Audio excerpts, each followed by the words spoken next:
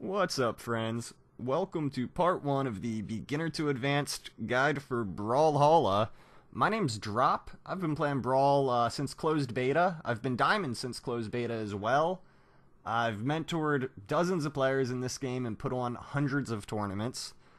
And in this series of videos that I'm going to put out for you guys, I want to teach you how to play the game better. But I'm not going to show you combos. I'm not even going to show you specific instances of gameplay. This is going to be more of an abstract guide where we talk about important fighting game fundamentals and how they translate into Brawlhalla. So if you guys are ready to put on your thinking cap a little bit and try and improve at the game, we'll dive right into it. Now, the first thing I want to talk about is the neutral game. So if you're wondering what the neutral game is, if that's a new concept to you, that is the moment in a fighting game where neither player has an advantage. If both characters have a weapon, and they're both standing on the stage, and no one has any blown options, no one's charging a signature, no one has their dodge on cooldown, that's the neutral game. So you want to start thinking about, how do I go from standing still on this platform with this other guy to hitting him or having an advantage on him? And the two most important things to think about in this game, at least to start with, are going to be, what angles do each of your weapons have? What kind of space can you control? For example, the Katars, they have their down air that comes in at that downward diagonal angle.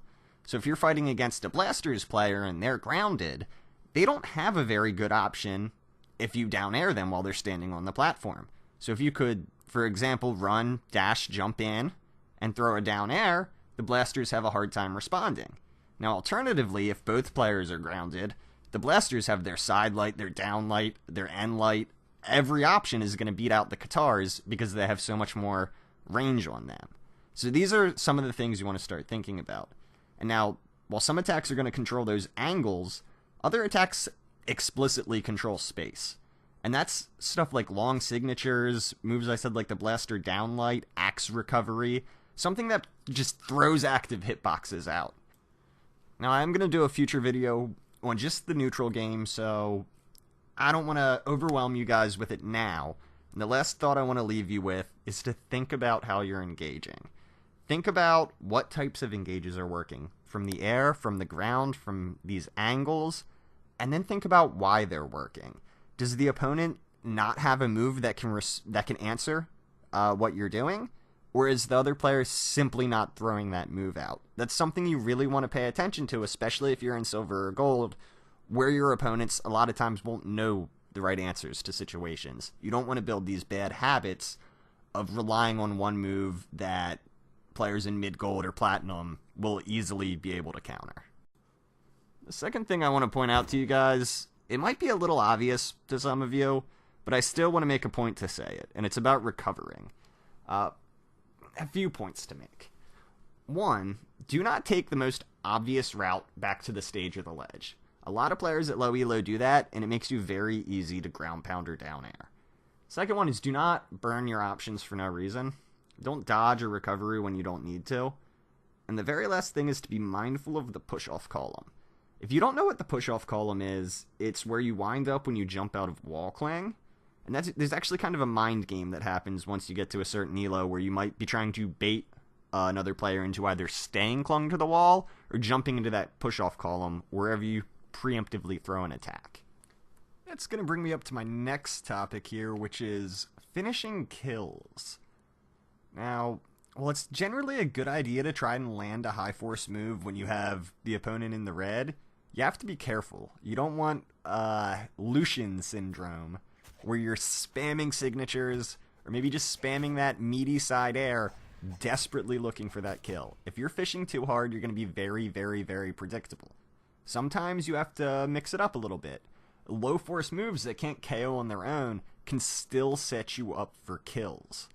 The best example I can think of, say you're using the Katars, you land a side light. The opponent has been getting stringed by your Katars all game.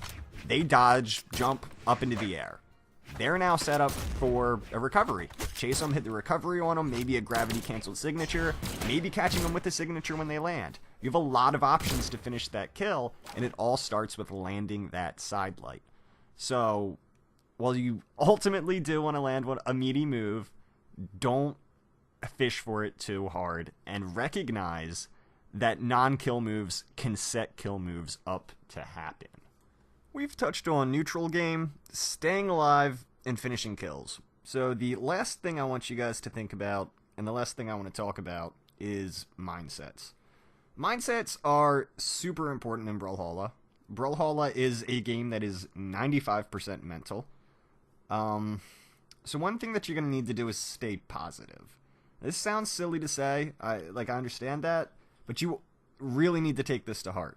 Always, always, always look to improve in your matches instead of looking to win. If you're getting your sense of satisfaction out of winning in this game and not improving, you will burn out. Eventually you will hit a wall and you will stop having fun with the game. You need to learn to take a loss. It's super important, and never make what I like to call the cop-out excuses.